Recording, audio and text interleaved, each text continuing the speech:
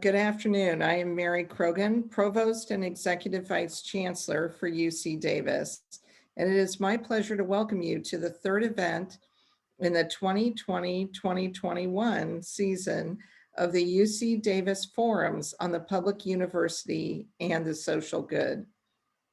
Today's event is the third wholly virtual forum we have had in this series. While we are grateful to have this safe option for our forums, we do look forward to resuming on-campus events in tandem with live streaming next season. The UC Davis Forums was established in 2012.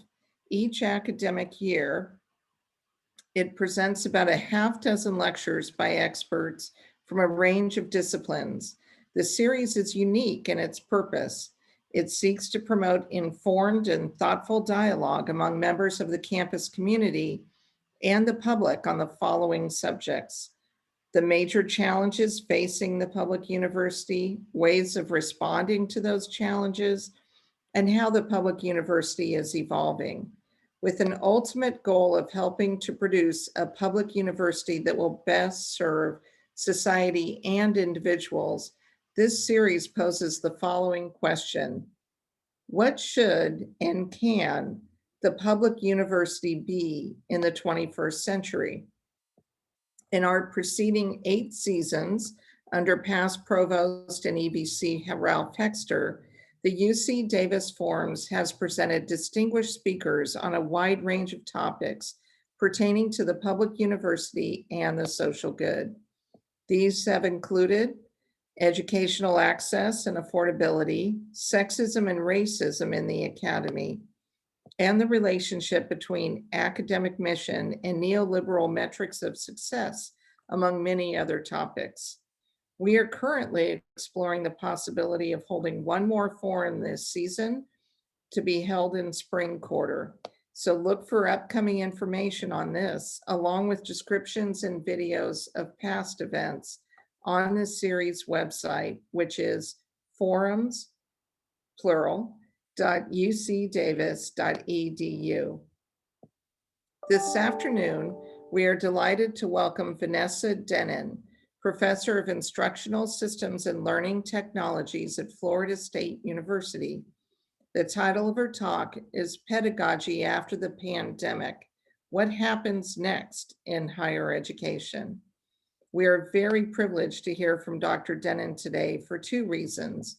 First, she is a recognized expert in the use and effectiveness of technology in teaching and learning, which makes her eminently qualified to speak on this topic. Second, the question she poses of what happens next, and the related question of what should happen next, have challenged higher education's collective imagination for many months now, as we have had to rely on remote instruction during the pandemic. I know that you are as eager as I am to hear her discuss her research and her ideas. And before Dr. Dennen is formally introduced by Cynthia Carter-Ching, I would like to thank all those who have made this event possible. The UC Davis Forum Steering Committee, led by Martin Kenny, Distinguished Professor of Community and Regional Development in Human Ecology.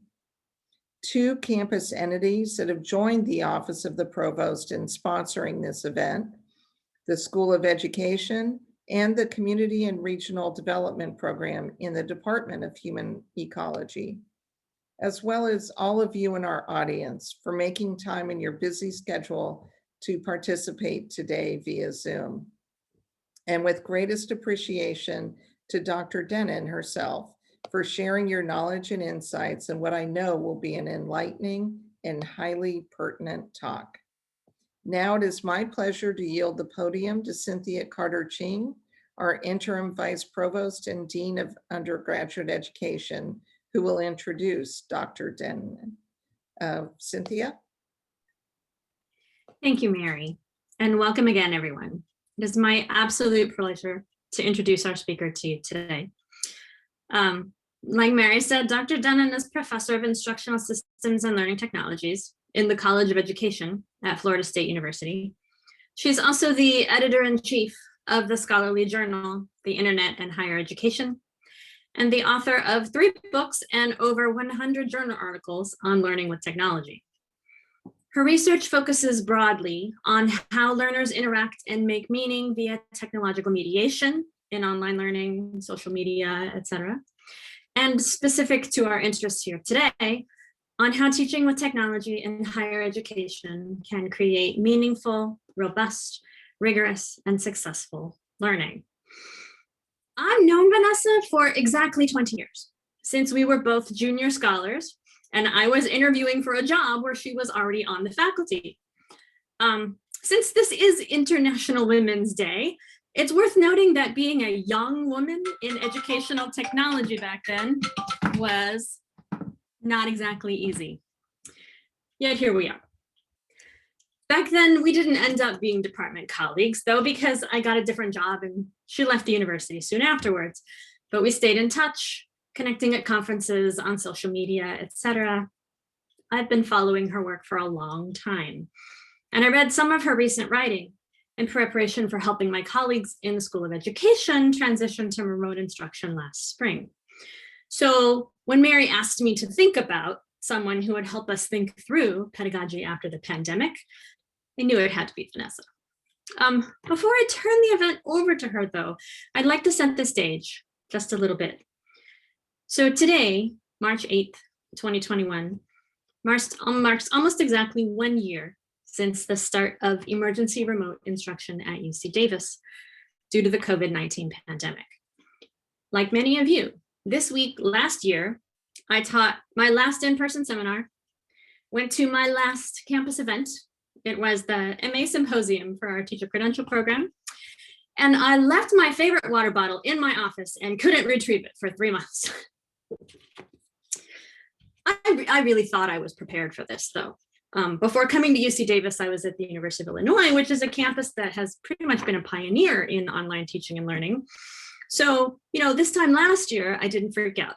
But as became clear almost immediately, that prior experience wasn't in a pandemic context, where our students were dealing with an economic crisis, homes without adequate study space or technology support, mental health challenges, and recurring family tragedies.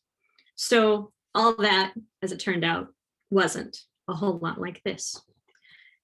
As an institution and as individuals, however, we have persevered. Since this time last year, we have offered spring, summer, fall, and now winter quarters almost entirely remotely. We have sent students home with laptops and Wi-Fi hotspots. We have mailed them science labs, engineering materials, and art supplies. We have conducted virtual counseling and advising sessions. And thanks to Zoom, we have indirectly met many of our students and colleagues' roommates, family members, and pets. But now that vaccines are being distributed and cases are going down, now that there is light at the end of this tunnel, where do we go from here? I don't think the answer is back where we came from.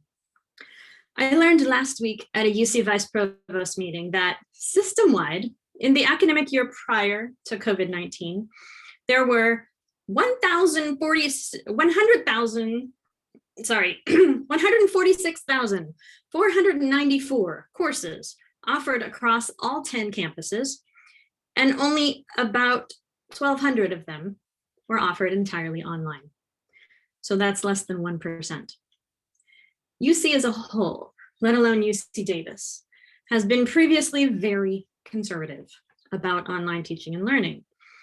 But if we are to return to the campus we know and love and still retain any of the wisdom and skills that we've gained through remote instruction during this pandemic, let alone build on them, how will we do that? To what end? Where are we going? And how will we know when we get there? It will be a challenging journey. And I can't think of a better person to help us navigate that terrain than my colleague and my friend, Dr. Vanessa Dennen. Please welcome her with me. Thank you very much, Cynthia. And it is an honor to be here with all of you today. Let me get my slides shared. And so for the next little bit, I want to talk with you about what we've been experiencing for this last year. And it really is odd timing for a talk like this to hit right at that moment where everybody's realizing that it was just about a year ago that we realized everything was changing. And I want us to think about what we take forward from this moment productively.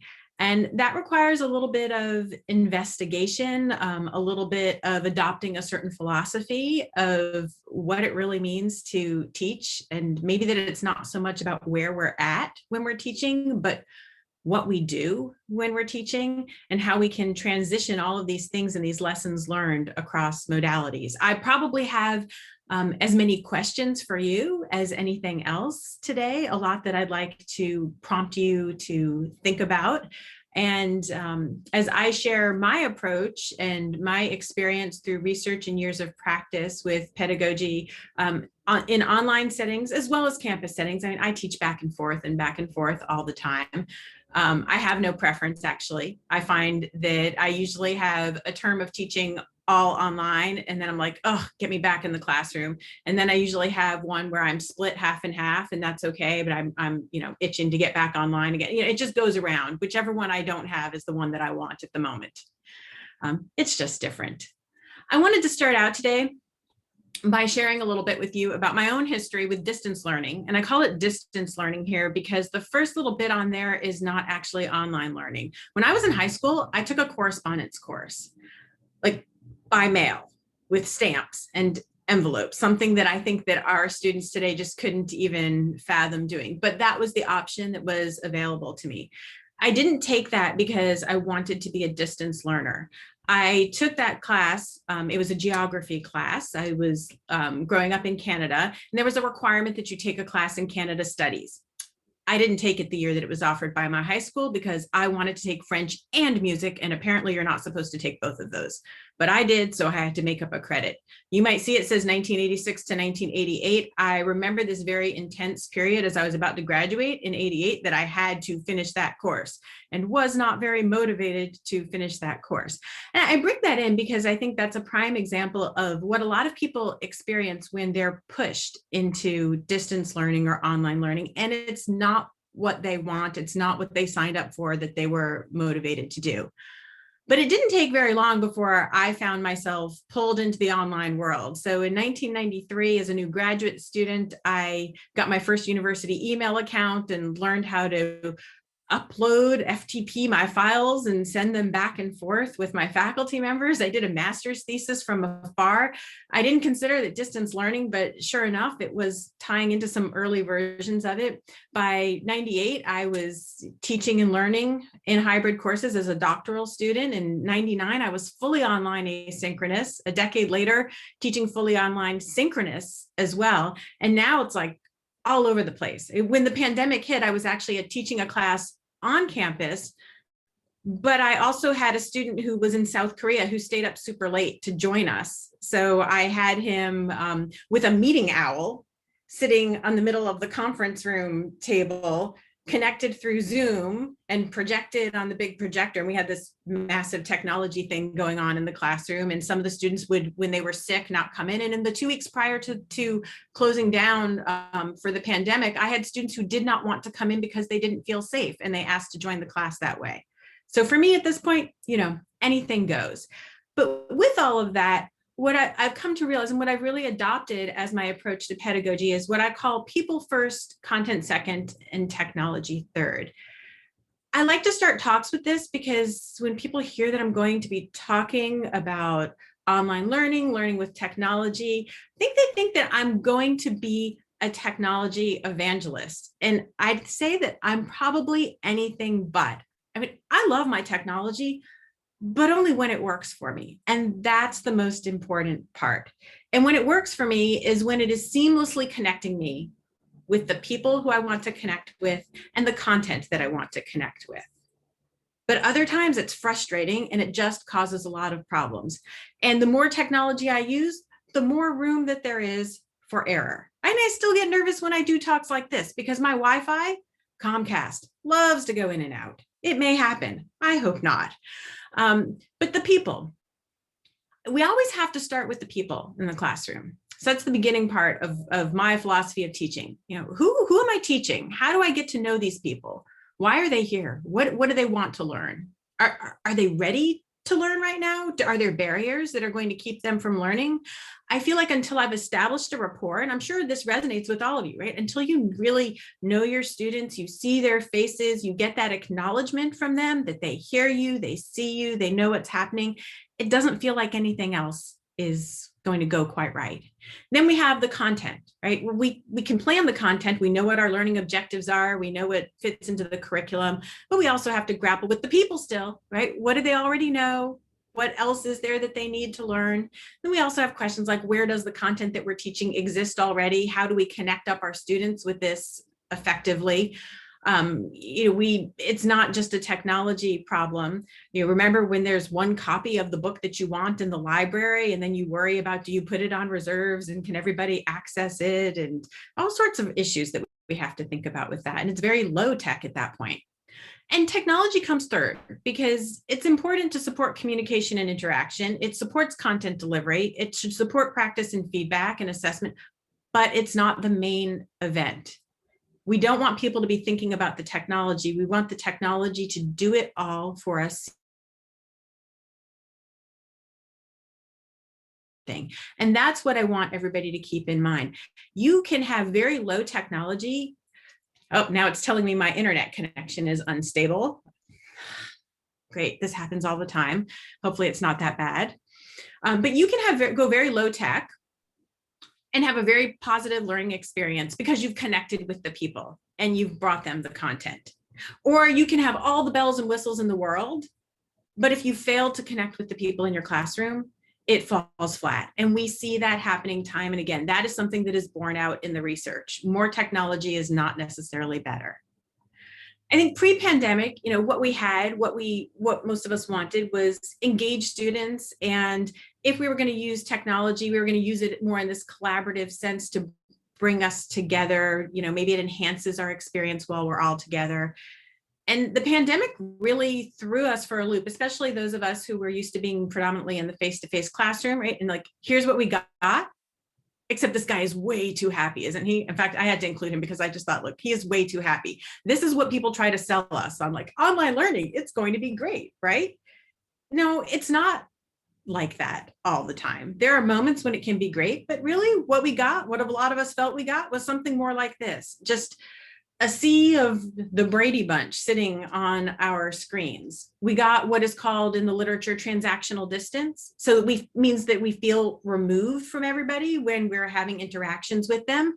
That frustration that we have when all of our students have their webcams off and we can't see their faces and it feels like we're just talking to ourselves and a screen.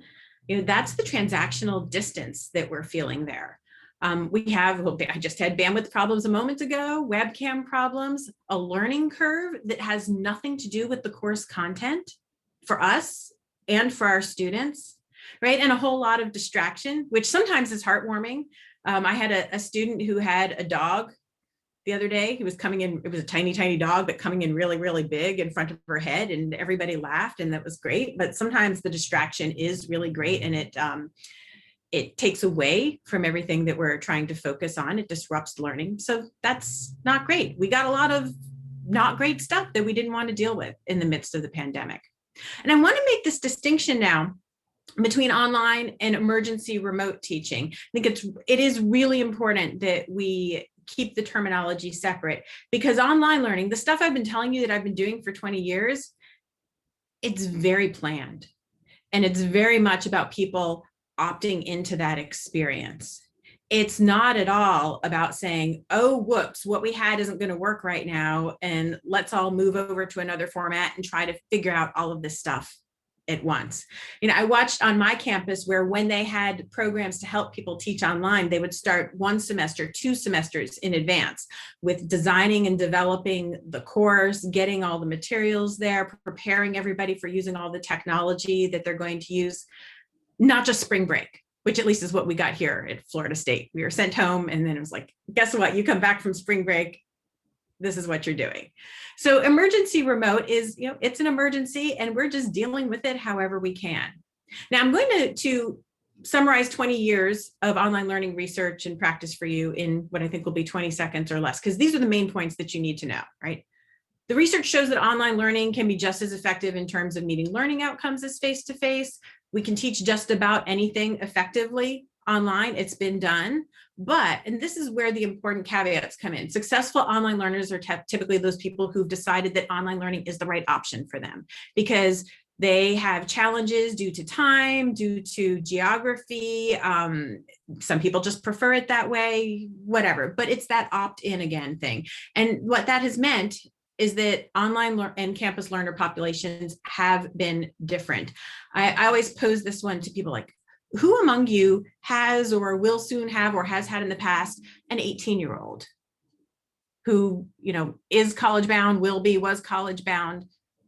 Do you want them hanging out in your basement doing online classes for the next 4 years? Is like that your idea of what they, no, it's not right. So there you go. The populations, they're just different. And that's not changing at all. But where we are right now, what you're looking at is the emergency management cycle. And I like to bring this in because what we've done is responded to an emergency. Last spring was that immediate response bit, right? Response is about keeping people safe. How do we keep people safe? Well, we keep the distance and we put everybody online. We're edging over toward recovery now, but like especially these subsequent semesters, we were more planned for the remote instruction that we were doing. We had more time. I think, the fall went a lot better, didn't it, than last spring did? At least it did for the people I know.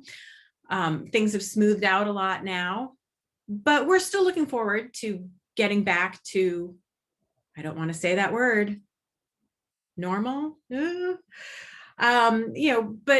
but we're looking forward to not feeling like we're still dealing with a crisis. Now, other parts of this emergency management plan are mitigation and preparedness. And this is something that our leaders are going to be keeping in mind. It's like, how do we deal with this for the next time? Living here in Florida, every couple of years I deal with this. I lose a week of instruction to a hurricane. I don't know if it's going to happen or not. Sometimes I plan in advance because we might get the hurricane. And, we lead up for it for 2 days. And then the last one, let's see, it was about 2 hours out from us and it just turned and we got absolutely nothing, right? But you have to have a plan and we learn, and that's why it's a cycle. So we will be planned for whatever may come our way the next time, better prepared for it because of what happened to us here. But the new normal, people keep talking about the new normal. Nobody wants to hear the new normal. We don't know what that means right now. I'd like to think that we are all empowered to shape it, though. And so I don't want you to let the new normal happen to you. I want you to think about what you can bring to the new normal and what you want it to look like, because I think there's a lot that you've learned during this time and there's a lot that you can carry forward to it.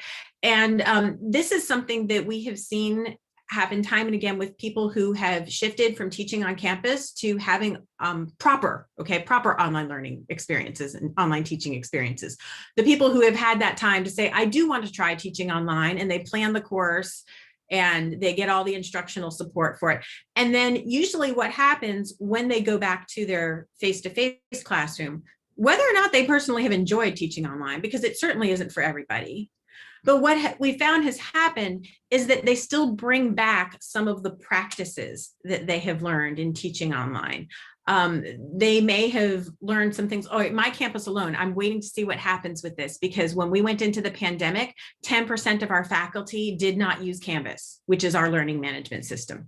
10% of our faculty, and we have a lot of distance learning offerings at my school, but 10% of the faculty had never logged into Canvas. A large portion of our faculty had logged in, but really hadn't done more than like put up a syllabus or used it because we were told it was the secure way to give grades back to students. Even then, I know some people who were keeping paper grade books up to that point in time. Now we've had experiences with some of these things. Are we going to bring this back and use it even when we're back in the face-to-face classroom? People tend to do that, and it benefits our learners in many instances. It benefits us too, because we often find that we've become more effective or efficient at doing certain tasks. We don't have to throw it all out. And that's the thing for us to keep in mind. So, was the pandemic the beginning of the end of higher education as we know it? I'd say no. I have a 6th grader who's really into all the dystopian stuff right now. So we always talk about, like, is it end times coming? No, it's not. And this here with the robot teaching us, this is not our future. Every step of the way in my career, I have heard the fear that this is our future. I started a master's program in 1993, and I heard people saying, this is the future. Artificial intelligence is going to take over. In 5 years, in 10 years, your child's teacher will be the computer. It hasn't happened yet, right? And even as we moved into remote teaching, what have we seen happening? Oh, it's the people, right? It's the people on the Zoom screen, and it's the people on the discussion boards. The people are still coming first, time and again.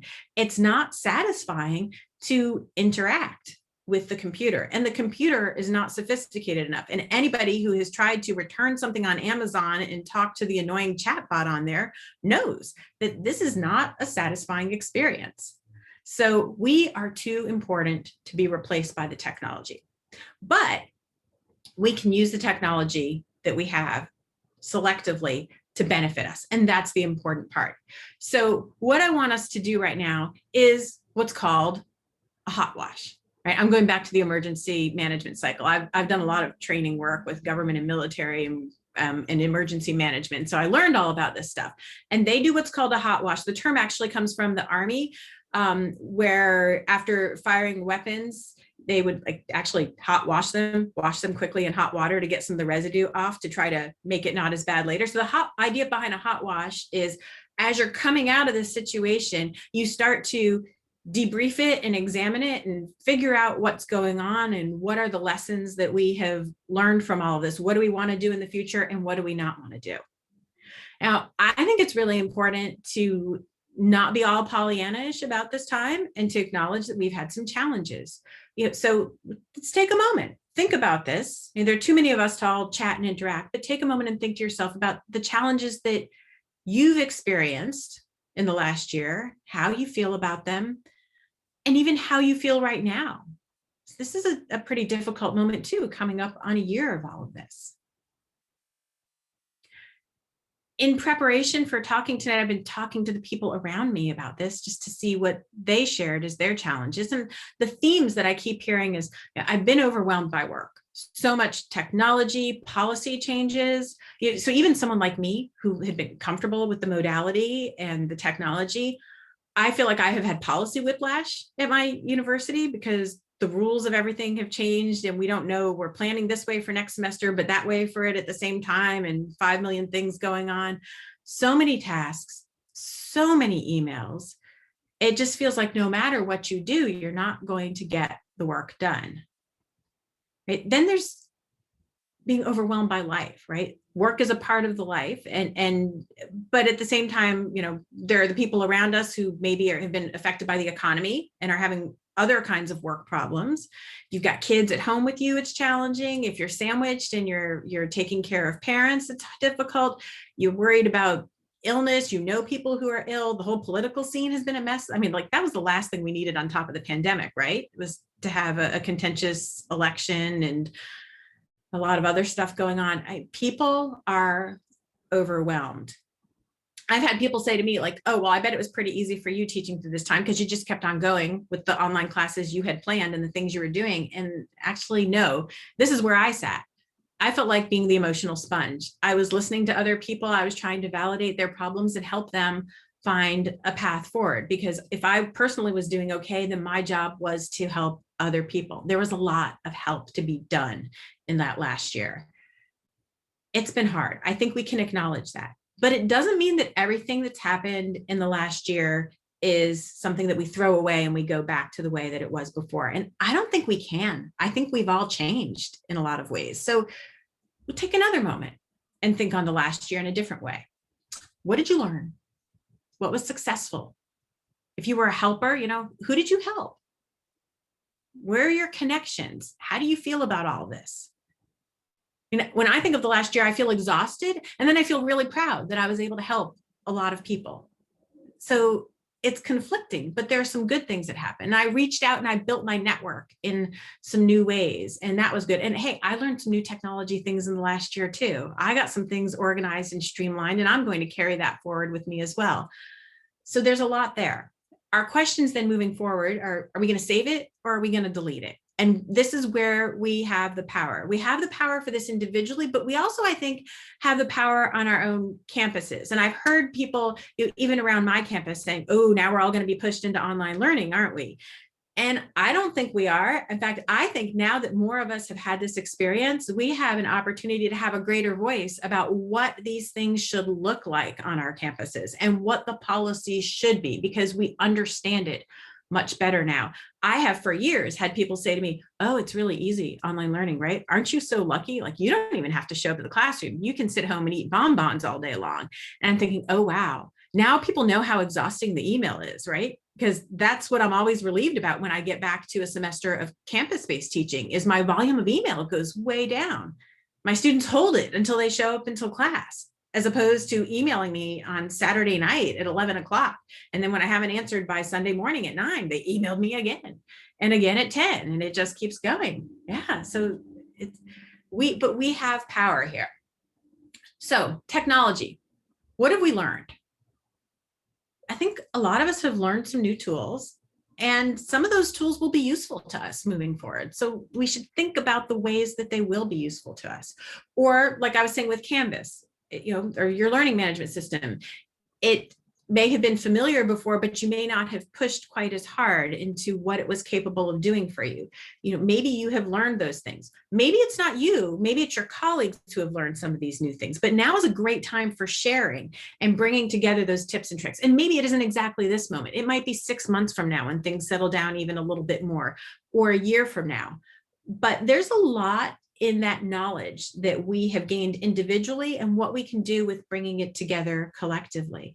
I'd like to think that a year and a half ago, at least a lot of the faculty on my own campus, they didn't even know what workshops and assistance to ask for, what would help them do better, either pedagogically without technology or with technology. But I think now we know, and I think now we have the examples grown out of our own campuses. There's a lot that we can do there. I think we've also learned a lot about accessibility. It makes me cringe sometimes to think about like the old photocopies of photocopies of photocopies that we had and we would hand out to people, and how much easier we make it for some of our students when we just give them the file digitally. And what if we learn to take a few more steps and tag that file so that it works with screen readers? Admittedly, I'm not perfect on this. It's something that I am working on and trying to get better about. But these are things that we have learned, or at least had our eyes open to in the last year. And I hope that we retain them. It will make us all better as educators. For content, I think that a lot of us found new resources when we scrambled to move online very quickly. We had things that didn't move. So my husband is a history professor. It's great because he's always looking backward and I'm always looking forward. And he was really worried. He had to totally redo things because his resources were on paper and in the library. And some of them were those photocopies of photocopies of photocopies that he planned on handing out in the classroom. And suddenly he had to find digital versions of things that were going to work for students. We've done the work and found those things. We can keep using them. In many cases, we've tapped into open educational resources, things that will be free of cost to our students. That's of benefit to them in other ways. Or we've created some of our own resources. If you have been recording lectures, especially, mini bite-sized lectures, or you've created cheat sheets on how to do things, or new study guides, whatever it is, you can continue to use those resources no matter how you're teaching, and you can easily share them with other people. So if you haven't taught that class this year, but somebody else has, it's quite possible that there's some pretty good digital resources. And the best part of the digital resources is that they're easy to modify for yourself. So I could grab Cynthia's and make them look like mine pretty easily, a lot more easily than if I recreated everything. And we've gotten a lot of new items digitized too. And I think that this is where our libraries have been doing a tremendous job of helping all of us. So again, like where we didn't know what to ask our tech support people for in the past, we also didn't know what to ask our librarians for. I think we're starting to see what we need to ask them to help us with. And if your folks are anything like mine, they're eager and ready and willing to help. So we just have to ask about that. In terms of people, I think that, I have heard so many stories that are just heartbreaking from my students in the past year. Economic stories, stories of illness, stories of death, on a level that I hadn't heard at any one point in the past. It wasn't just, the natural number of things that happened. I mean, there were so many of them and it was so intense. I would hope that we walk away from this with a greater appreciation of the experiences that all of our students are having, and that they would walk away with a greater appreciation of their faculty members as people who are also experiencing these things, and that we have new ways to connect, and that we're able to really put people first in all of this. Because sometimes I think the rules that we have set up for ourselves, the structures that we have in terms of learning, sometimes we set up barriers that don't really need to be there for ourselves or for our students. And if we can see them as people who need a little bit of help to get past this problem and connect them with the right resources, or, shift a deadline or connect them into the class electronically because they're going to be in the hospital recovering for something in the next week, but happy to watch a lecture streamed to them on the phone. If we become more and more okay with those things, we're all benefiting each other by doing this. Our students, well, we can lean on them for having better technology skills now too. So whatever we've learned to do, they've learned to do. I've been working with a lot of undergraduates who are not my own students, but I've helped them sort out things that their faculty members, their professors wanted them to do, but weren't prepared to fully teach them how to do. Even things that to me seemed obvious, like make a PDF of this before I turn it in. But we have these skills now. They've improved their online communication skills. A lot of them have improved their self-regulation skills, or at least their awareness of the self-regulation skills that they lack. This is a moment for us. And I'll tell you, those of us who've been doing online learning for years, we make checklists and, we super organize all of the materials, and we have headings and nest them in for people. And that's our way of helping our students self-regulate and teaching that. And when we teach on campus, even for me, for a long time, when I taught on campus, I was like, I'll just slap all that stuff up in the learning management system. It doesn't matter. I'm there to help them navigate it in the classroom, but online, I'm not. But the campus students benefit from that, and we help them develop those skills. So important. In terms of pedagogy, I think we've got all these new approaches. We've tried all sorts of learning activities. We've tapped into content in different ways. We've tried things with assessment. We've tried things with classroom management. Some of it are like, yeah, no, not revisiting that. But even knowing that is a good thing, that you don't want to go back and try that thing again. But there are some that you probably will try and will want to revisit. I've watched some people, for example, fall in love with using Padlet as a way of getting students to contribute their ideas, or I've been thinking about new ways of using like Google Docs and Google Sheets.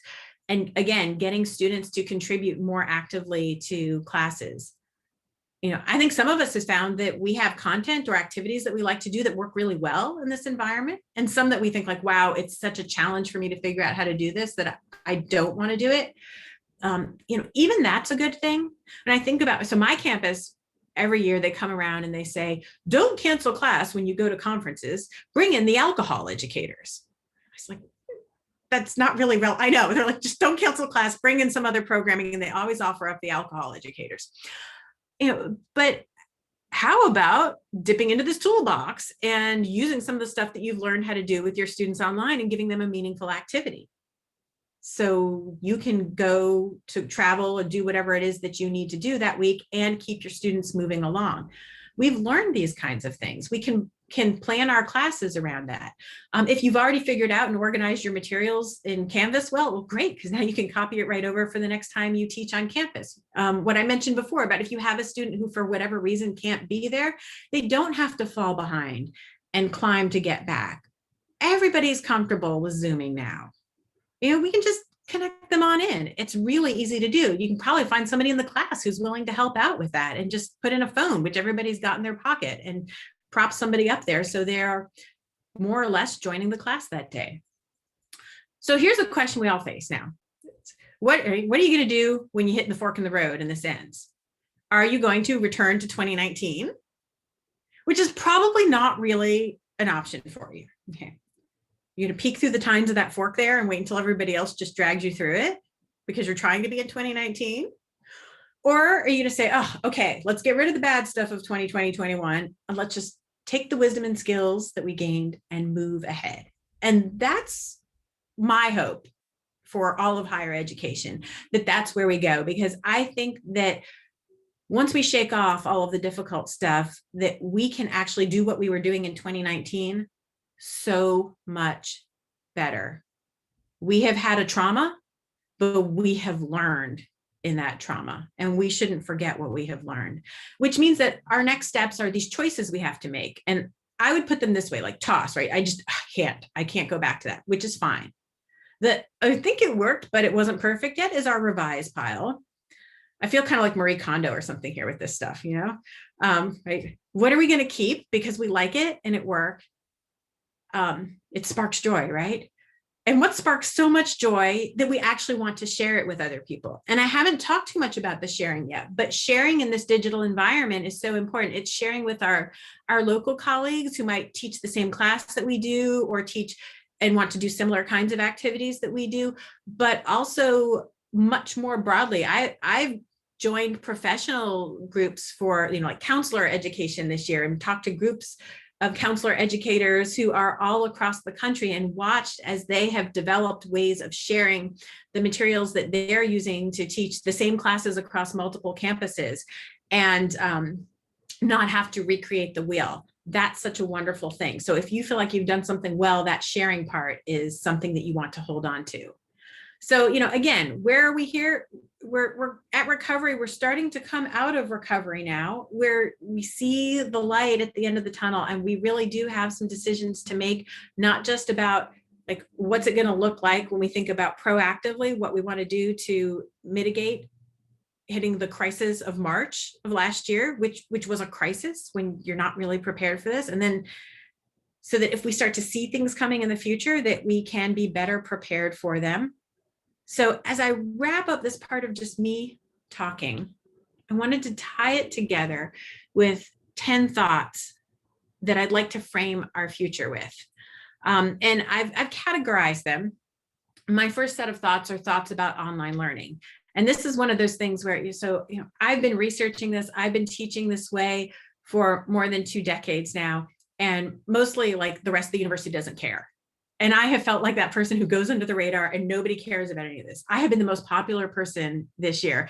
And now that I've got everybody's attention, like, I really want your attention about this, because my colleagues across campus and everywhere else, like, I need you. I need you to, now that you've had this experience, to help amplify my voice with some of these things. The idea that online learning requires a lot of planning and organization. You've seen this now. So that's fine if you don't ever want to do it again, but support your colleagues who do it, because they are going to need the time and the resources to do it well. A lot of people have wanted to think that, once we put it all online, like, record a lecture, it's online, it's over, it's done, it's easy, everybody will replay it. Well, that's not really learning. And how many of you sat down and watched any of your own recorded lectures if you did them? And like, if you taught a 50-minute class on Zoom, did you go back and watch it and be like, wow, this is really fascinating stuff? Or did you think, oh my gosh, how are the students sitting through all of this? Right? Do you even have the attention span to sit through like a full TED Talk? Because I don't always have the attention span to sit through a full TED Talk. And that's professionally produced, talking to the camera style stuff. Right? And then what we sit and do on our webcams is not that at all. So, planning, organization, lots of respect for that stuff now. Let's also remember that not everybody wants to be an online learner, and not everybody wants to teach online, and we need to support that choice. I think that coming out of this, we will have people who are still curious about it and do still want to grow in that area as instructors and as learners. And if we support them by acknowledging the learning curve for them that sits ahead and the planning in the organization, we can have them do that. And those of us who don't want to do it don't need to. I think that we promote greater success for everybody in terms of teaching and learning when we let them stay with whatever is going to be their preferred modality. And my third thought about online learning is that the people part is not easily scalable. And that is why going from 20 students in the class to 100 students in the class, like, it just doesn't work for us.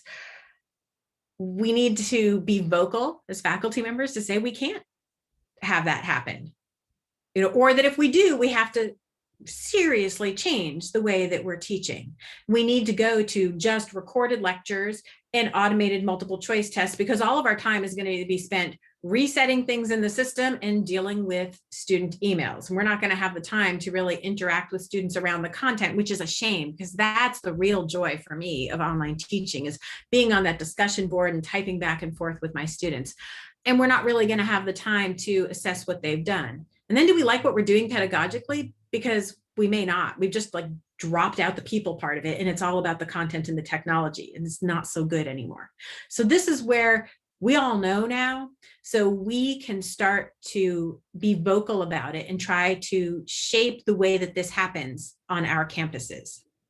Now I have some thoughts about technology. Just technology, doesn't have to be online learning technology, because all the technologies that you have used to support this emergency remote instruction, there are ways that you can find to integrate them meaningfully in your regular face-to-face classroom when and if you want to. All right, so ideally, it's going to be seamless access to the content.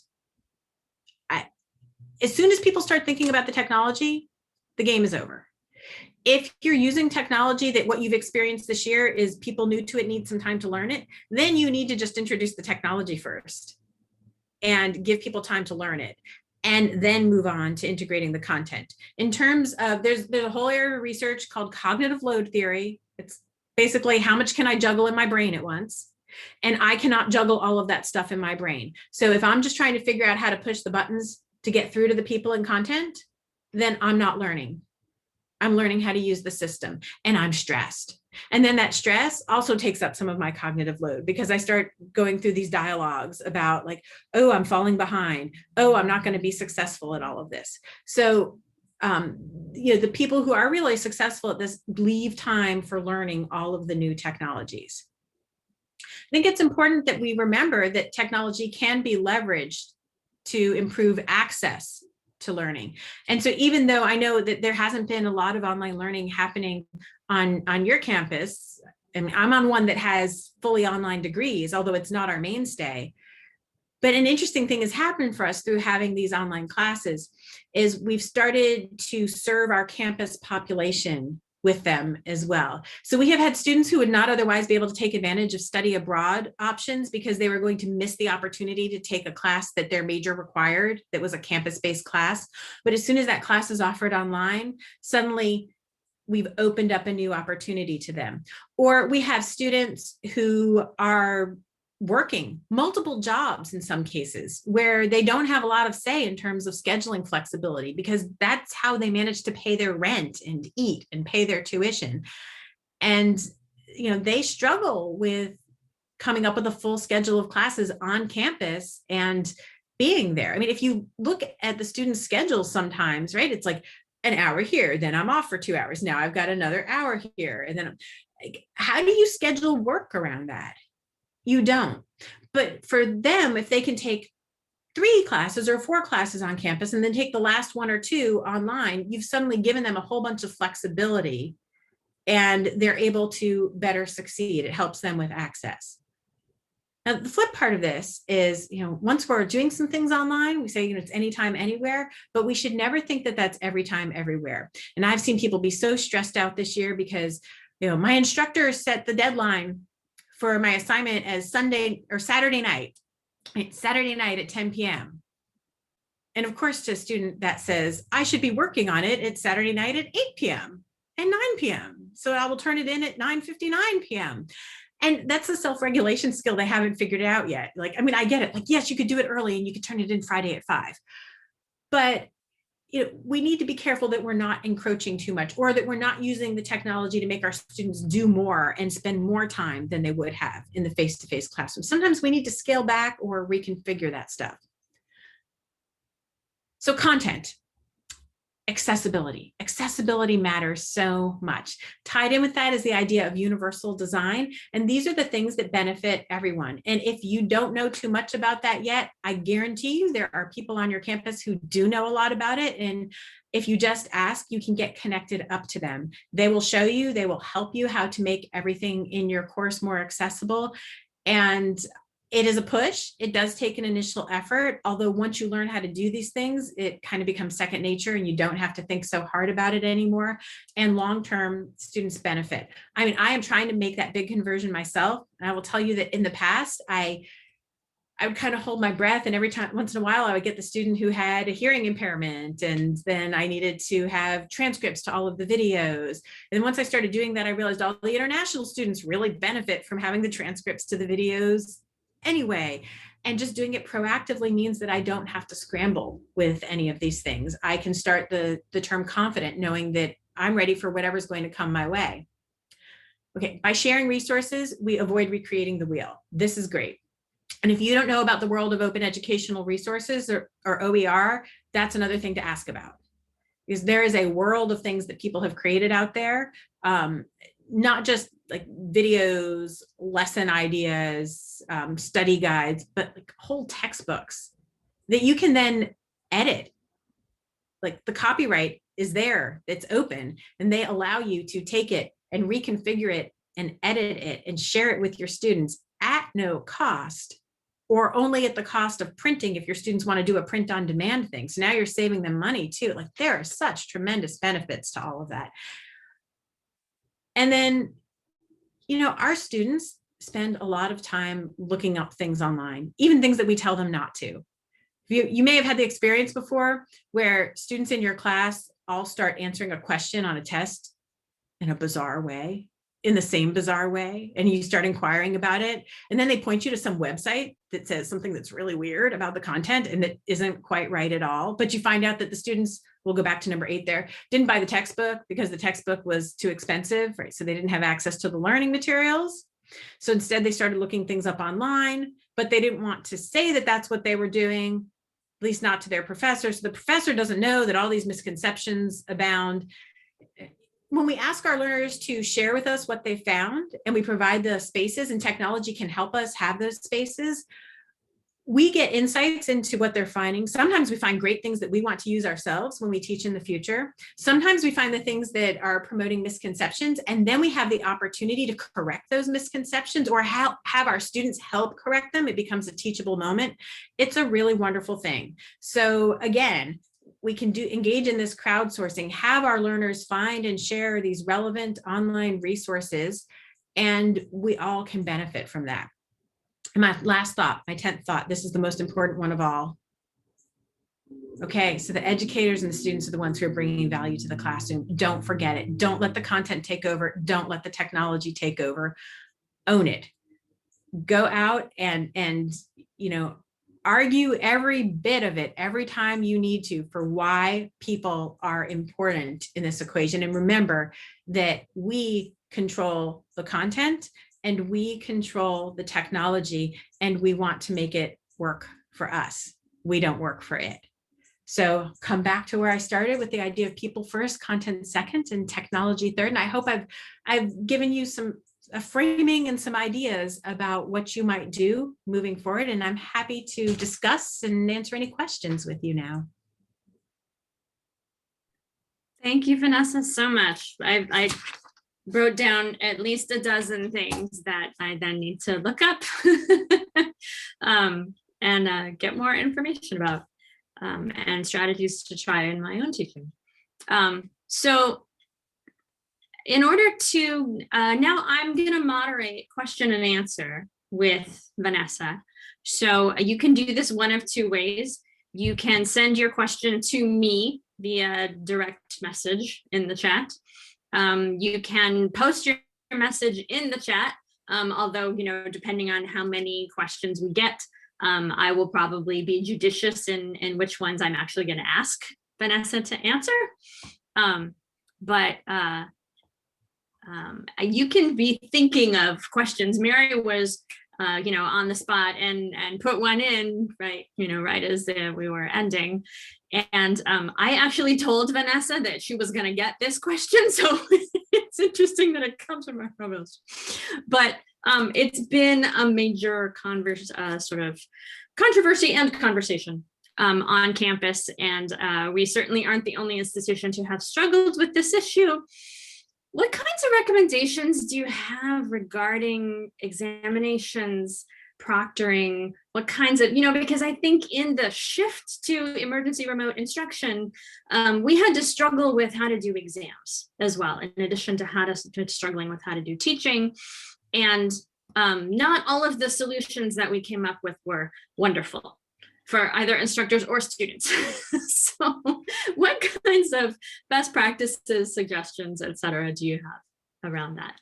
Well, I mean, that is a huge issue. I mean, I would say, just to point to what a big issue it is, and it's larger than all of us. I mean, look at what's happening right now with SAT and GRE, like, they don't have a good system under control. And as a result, we're seeing campuses waive, I don't know if you're doing it, like we're waiving GRE for all master's and specialist programs right now, because not everybody has the right conditions for taking it under their security lockdown as it is. I think that with assessment, there is going to be no easy answer. There is no ideal here, but it's always good to take a moment and go back and ask ourselves, what are we trying to accomplish with this assessment? Think for a moment, like, what are the different ways that we can do it, right? Tests, we tend to worry a lot about the security of tests. Does it need to be a test? Now, it may need to be a test. And then you figure out how to do a test effectively. I can share with you a story from my own teaching. There's a class that I had been teaching on campus. I just stopped teaching it actually this past year. So I taught it like the previous 16 years that I'd been here.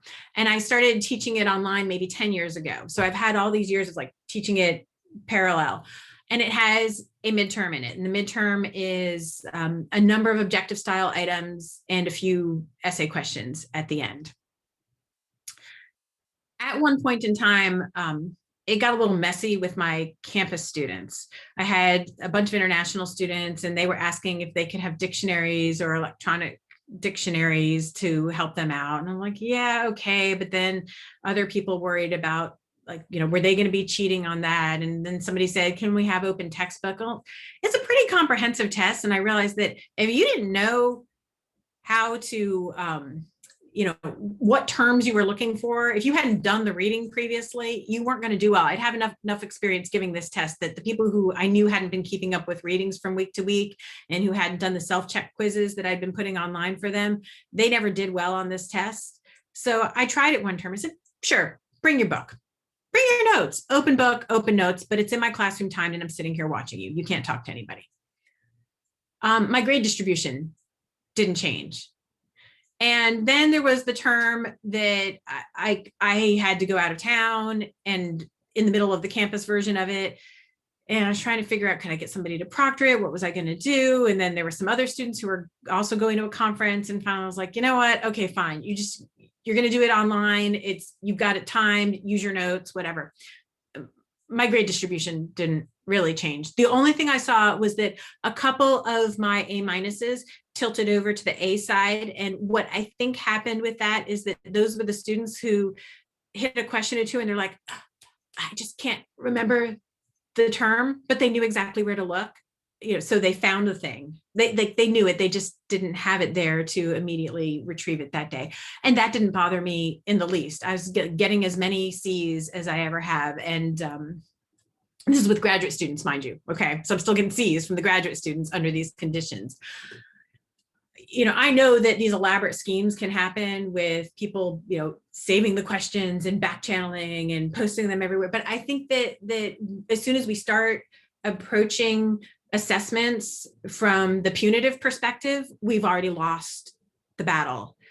Instead, we have to think about how we approach them as a way of measuring learning. And if a couple of people are going to cheat, at least for me, I just try to take this bigger picture of ultimately they're cheating themselves. There will probably be a time in life where either this exact instance of cheating or the overall behavior of cheating is hopefully going to catch up with them. But I can't spend my time and energy chasing all of that. I can make assessments that require people to give unique answers. I can make assessments that are timed and pose challenges. I can have multiple points of assessment. And this is stuff that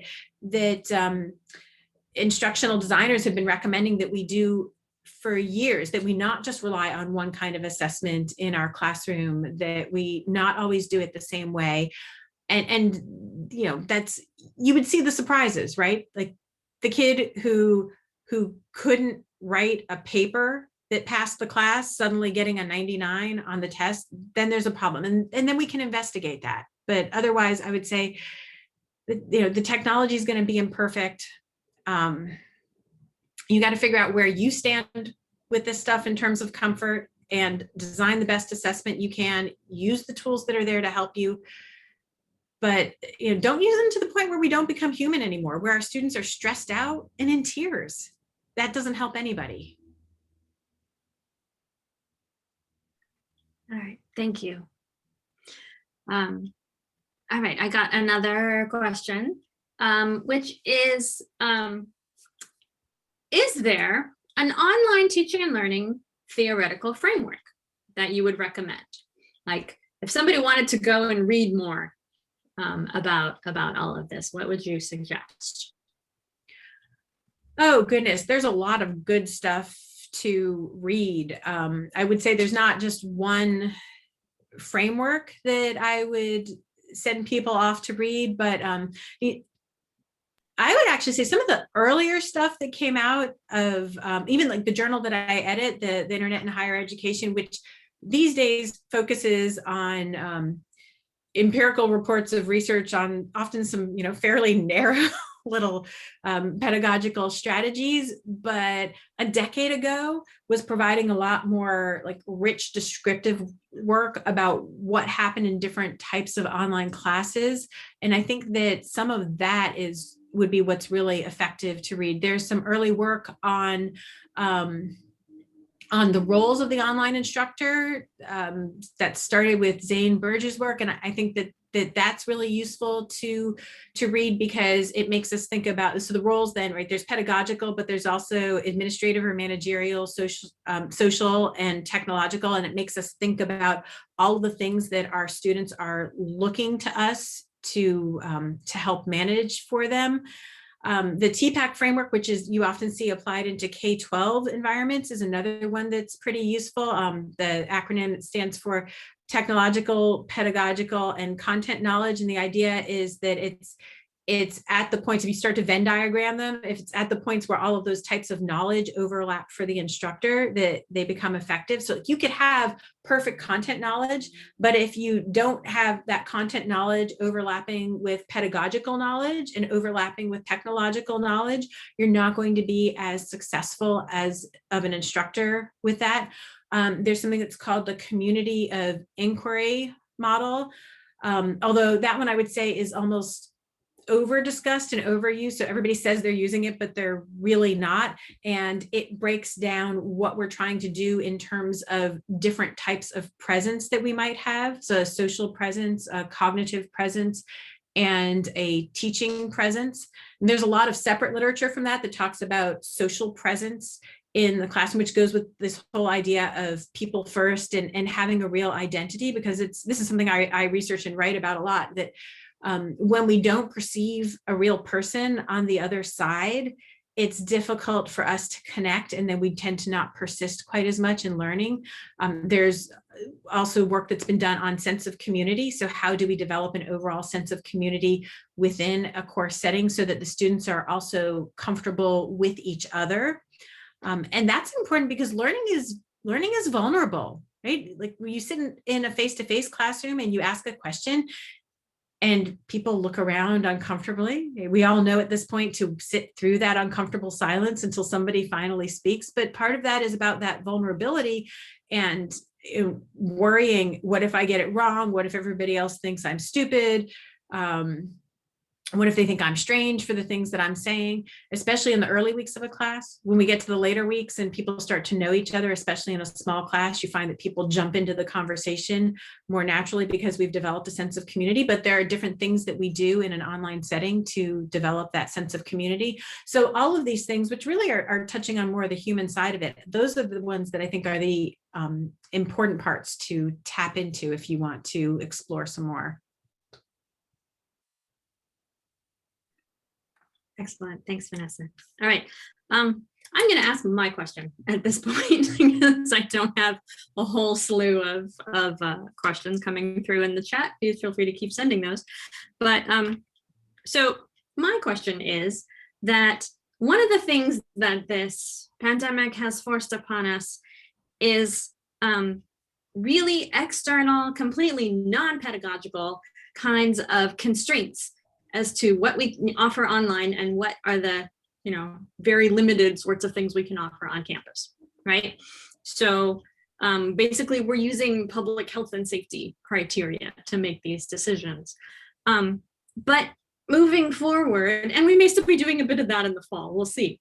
But moving forward and building off of, everything that we've learned, what are your recommendations for how we should decide moving forward what components, say, of a given course to hybridize?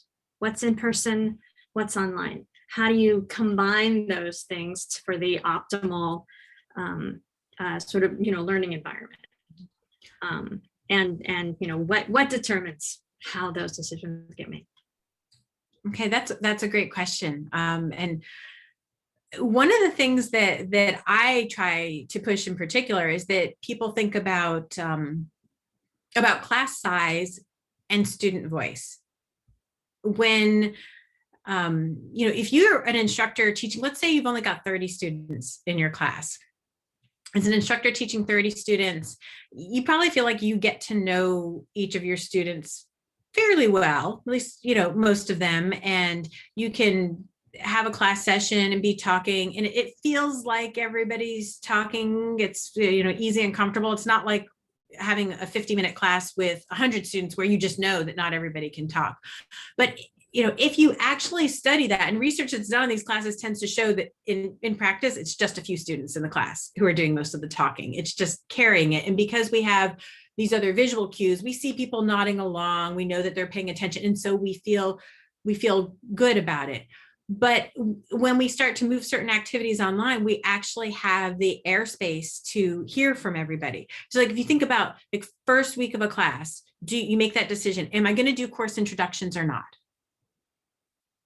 Do I have time to do course introductions? How many students do I have? Exactly how much am I going to ask them to share? Because each thing I ask them to share can take more time and more time. We move those things online and suddenly it's not occupying time in quite the same way. And the students, because students will be like, yeah, I don't care about everybody else, or at least I don't care about it today, right? But I might care about it later when we're choosing who we're going to work on projects with. As instructor, I care today. I want to learn who each of you is. So doing some of those things online where, we're not competing for time and airspace, but also where we can go back in week 3 and in week 5 and remember who said what and who these people are again. That can be very valuable. If you want students to be doing some sort of peer interaction critiques or debriefs, or what about those times when you thought, my class has finally gotten too big to do presentations, but your students could do the presentations as recordings online, and maybe not everybody has to sit through everybody's presentations. I've done some things sometimes where I've put them in clusters of 5. And so everybody's responsible for doing a presentation and watching and giving feedback on 4 presentations.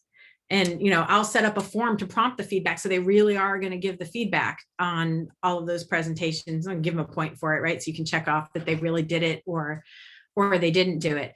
What's kind of neat about that too is like it continues to have these added benefits. So then I see that presentation where a student did it and they just knocked it out of the park. So I email that student and say, can I have a copy of this? Would you mind if I share this with future classes? Because now I've got this brilliant example and it's digital and it's easy to share.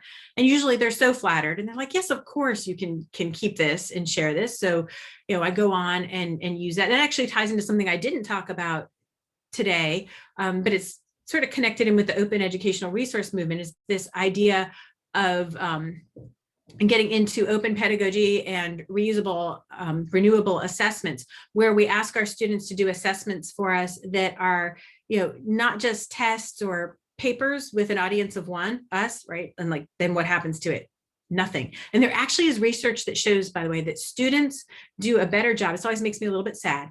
They put in a better effort and do a better job when their audience is broader than just their instructor. If their audience is just their instructor, they just kind of do what they need to do.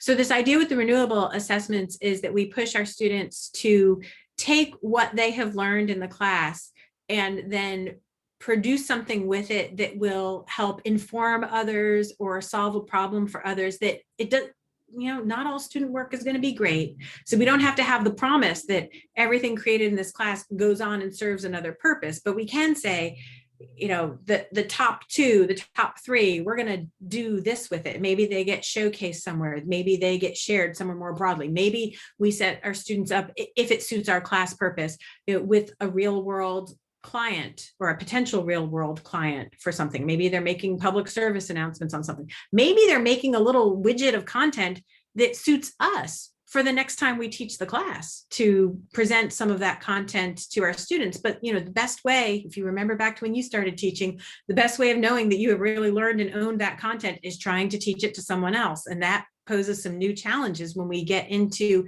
that cycle of learning that is the articulation phase. That's a big challenge. So if we push our students to do that with our assessments, and hey, now we're at assessments that the cheating's not happening on so much. Again, there are issues of scale, et cetera, with all of this. But these are the points where I think moving online and using technology can be really useful to us. Or study guides. Like you can actually set up a space, whatever you want, a Google Doc, get a wiki. Unfortunately, our learning management systems are usually not really good at this. They're a little too teacher-centered in their tools, most of the time a little bit too locked down, that even when they have something like a wiki tool, if too many people edit at the same time, it just sort of blows itself up. But find a tool that works for that purpose, and have your students contribute their resources and create the study guides together in these online spaces. And then you come in and see what they've done. You can even tell them, like, if whatever you all get in there, 5 days before the test, I will go in and tell you if it's good or not to use it, or, you'll give some sort of judgment for them, assign different people parts of it, to do, and everybody benefits from what everybody else has found. So there's a lot of power in that. I know I'm just sort of like flowing out all sorts of different ideas here, but there is a lot that can be done. Don't do it all at once, but pick something and give it a try. Thank you for saying don't do it all at once. No. I feel like we did so much of that in April. It was like, throw everything at the wall and see what sticks. Yes, but we learned so much. Okay, I do have another question for you from an audience member, which is, and this I think gets to some of the conversations that we are having on campus around, okay, we talked a lot about the value of asynchronous courses for students for whom, like you mentioned earlier, they have to work during the day, or there are other members of their household, like say younger siblings, or who are having to use the precious resource bandwidth during the day for access to their K-12 classes and whatever else, right?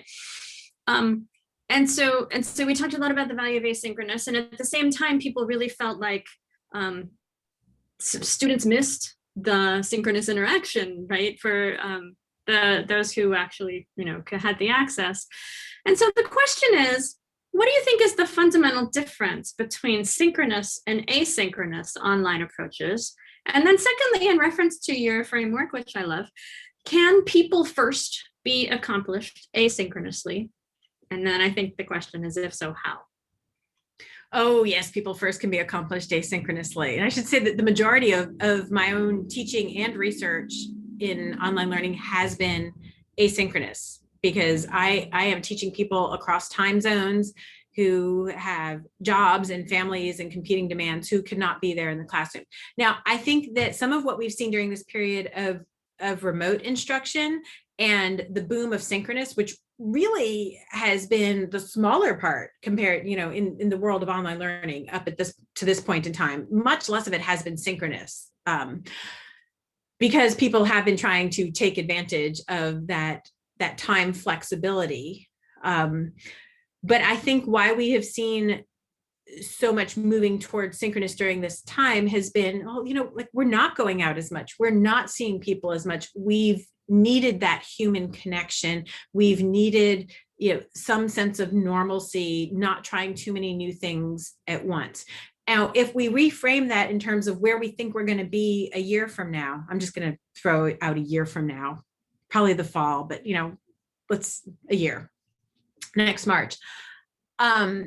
If you're teaching something online and you've got students who are taking a full load, they're probably already like taking 4 face-to-face classes, and they're hanging out with their friends, and they're going to work some job, and they got plenty of face time with people. They don't necessarily need that in every class. So they might be looking for that asynchronous class to provide that flexibility and stretch around the edges for them. So, it works out well. But yeah, we have different needs at different points in time. Now, how do you do that asynchronously? Well, you have to think about how you project your identity, how your students are going to do that, how everybody's going to have a sense of presence in that environment. Some of that is learning, different ways of communication. I think some of us have a tendency to be very formal in our communications. I've been doing some work the last few years with helping some faculty transition very intentionally to online environments. And I've noticed that some of them are very stiff formal communicators with their students. And it's like they don't give any bit of information about themselves. And what they fail to see is that even using the same words in the face-to-face classroom, their students know them because of what they're getting off of the visual of the person. And actually, there are these kind of like little asides that happen on the moments when you're walking into the classroom before you've started, or during the break, or at the end of class. So these little personal bits do seep in there. And so when we start to become more comfortable with doing those asynchronously, we start to develop a sense of who the people are. Some of the online learning, the early online learning research showed that when instructors have like no presence in their class whatsoever, students will follow what the instructors do. So then the student presence tends to drop off. You actually don't want to have too much presence as an instructor either. That will inhibit student instruction. So instead, you have to think of yourself as like the person who's throwing the party. And, you've got to get the party started, right? The first few people come, and if the music isn't playing and the food isn't set out, like nothing is going to happen. You've got to introduce a few people to each other. You've got to suggest some topics of conversation, but then you have to let people take it from there, right? You build the foundation and it goes from there. And then suddenly that type of stuff happens. Now I have certain things that I do as an asynchronous instructor, and I've started doing them in my face-to-face classes increasingly in the last 5 years to great effect. So one of the things I do is personal check-in emails. I email every person in my class, sometimes twice a semester, sometimes even 3 times a semester. Now, mind you, it's kind of a form email, okay? Like I type out the little email that says like, hey, I want to check in how everybody's doing today. Here's my overall assessment of how things are going, and here are things that are coming up next. And please reply to the email and let me know how you're doing. If everything's great and you don't have anything else to say, then just say, I'm okay. And if everything's not great, consider this the beginning of that conversation. And all I do is I go into Canvas and I click on each student's email one by one. And after dear, I type in their name and I hit send. I can send those so quickly. I could do it, let's see, across 2 classes. I'll do it like within one show that I'm watching. Yes, don't tell anybody, on Netflix at that time. So like a 22-minute sitcom, and I can handle like 40, 45 students of sending it out at that time. I print out rosters, check them off. And then I start checking off the responses that they come in to make sure that I hear from everybody. Most of them say I'm okay. Some of them start telling you how much they love your class, which is amazing and wonderful. And the ones who are genuinely having problems will say, oh, hi, I've been meaning to email you, but I was afraid. And it's like suddenly you can solve this problem for them before it gets to be a worse problem. And then you get your course evaluations and they're like, this instructor looked at me as a person and made an effort to reach out to me and really get to know me. And I'm like, I'm thinking to myself, wow, like I just sent you 2 emails that I like slapped your name on the top of it, but it had this effect for you. And that's the people first thing in the asynchronous environment. It's just taking that moment to reach out and to check off all the people who replied. So you know the ones who didn't, and then you follow up with them or figure out, you know, like those are the ones that you need to really worry about. Yeah, absolutely. All right. I'm not seeing another question in the chat at this point. I will pose another question though. Oh, let's see. Oh, there is one. Okay, good. Let's see. I just didn't scroll down enough. Yes. All right. This is a good question, and it's phrased in a way that I might have done it myself. How do we ensure that using a hybrid model of instruction encompasses the best of both worlds rather than the worst of both, right? Because you can certainly imagine that might happen. So yeah, we're talking a lot about hybridity now, I think, in a way that we haven't a whole lot on this campus, other than the few courses that, you know, have already been running that way. So yeah, you're picking and choosing from a number of different options when you're designing a hybrid course, and how do you make it the best of both worlds rather than the worst? Well, let me start with, how are you all defining hybrid? Because it gets defined so many different ways. It could be That's an excellent question. So the definition that we've been using on campus for hybrid, and there are a lot of different definitions out there, but is that the course consists of multiple modalities, but all students experience those modalities the same. So the most common version might be like an online video recorded lecture, but live on campus discussion section or a science lab or something like that. That's not the only combination, but every student experiences those the same. Yeah, no, that makes a big difference. And I will admit that a lot of the hybrid stuff that, well, here we've been calling it concurrent teaching, a lot of it where you've got half of your students in the classroom and half of them sitting on the other side. My general answer to that is, oh, please don't do that if you don't have to. You know, unless you've got like a really small class and you know I'll do it with a doctoral seminar because I can and we all know each other. But otherwise, that's so hard because it's split attention. But, you know, yeah, if you're doing a hybrid class where every student is experiencing the same modality at the same time, then what you need to think about is where are the parts that the technology is going to make something easier for everybody. Now, it could be having that lecture because it means that people can review it later on. I mean, I've actually seen some really wonderful stuff done in math classes where with what I call the talking hand. So the instructor is actually doing everything live in the classroom, but somebody is recording their hand on the board as they talk through doing problems. And then those recordings get put online for the students later to use when they're studying because it helps them better understand it. There was some fear at first that was going to mean that the students just wouldn't attend class, but actually they found that the students who didn't want to attend class also didn't want to watch those videos, but the students who attended class who wanted to do really well were the one they were able to track all this. Like those were the students who then watched those videos like 4 or 5 times a piece while they were studying. You know, think about what the students need, or, you know, is it an interactive thing that we could do better? Like I mentioned before with, you know, with presentations, can I do something distributed with presentations so we don't all have to sit there through 2 hours of them in the classroom, knowing that like, that's not going to be interesting to anybody. And by the way, a little hint for all of you then, yes, when you're grading the presentations, you can watch them back at twice the speed. And it's probably sufficient for what you need to do for grading. So it could save you time as well. Doing peer critiques of papers sometimes is best done online, or at least the pre-work for that could be effectively done online. Now that students know how to use these tools, maybe you're having them mark up and annotate for each other.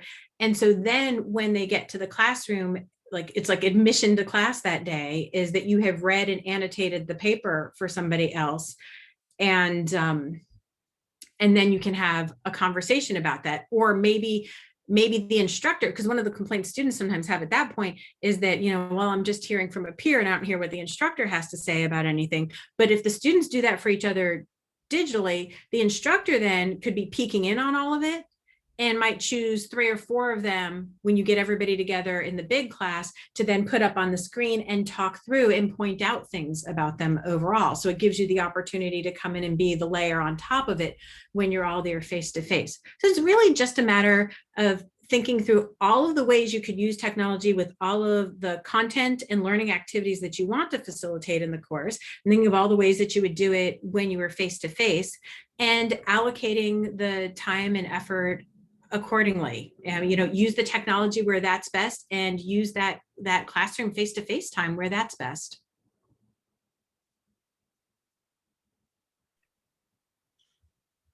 I think, by the way, that I know there's a lot of hype around flipped classroom, and it's kind of a funny thing. Very few of the articles submitted to my journal about the flipped classroom actually get through, because people just say like, oh, it's the flipped classroom, but they don't talk about the pedagogy behind it. They don't talk about the instructional strategies or what they did. They just say like, oh, we put lectures online, like, and then what happened in that face-to-face moment? And how do we know that what happened in that face-to-face moment was meaningful and worthwhile and reinforced the learning in some way? Flipped classroom in and of itself it's kind of meaningless. It's really got to be about these more targeted underlying strategies and knowing why we all want to be together in that moment, doing something in the face-to-face classroom, why that's a good use of our time. Thank you. I appreciate that. I actually will build on that a little bit and say that in the entirely on-campus face-to-face course, no online components whatsoever, we could stand to think more about what makes the best use of our time, and the fact that we're all together in the space, and why does that matter, right? Like, why couldn't this lecture be online in a video for somebody to download and watch from their dorm room in their pajamas?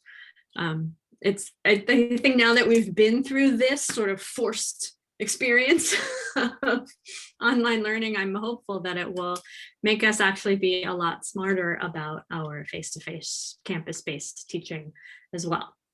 And can I add to that I never want to tell people that this should be the death of the lecture, but I think we can think about how engaging we are with our lectures, because when it's worth being there for something when it happens live is because you always have that anticipation of what could happen next.